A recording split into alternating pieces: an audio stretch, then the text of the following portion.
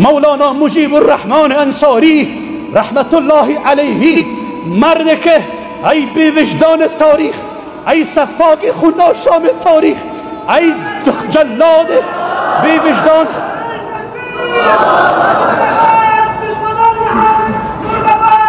ای دشخیم، ای بزدل، ای بزدل، ای بزدل، چگونه جرأت کردی کجای ازی به دشمنی میارزید؟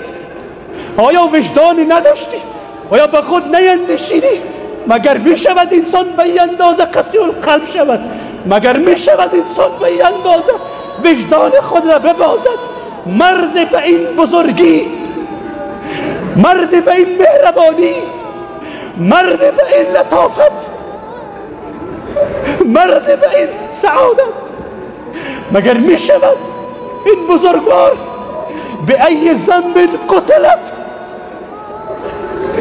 نه تنها انسانیت در فراق انصاری مظلوم، در فراق انصاری شهید، در فراق مولانا، در فراق زبان افغانستان، نه تنها من، نه تنها علما، نه تنها جوانا، بل همه دنیای اسلام، پرنده ها در آسمان گریه میکنند، ملائک در آسمان گریه میکنند.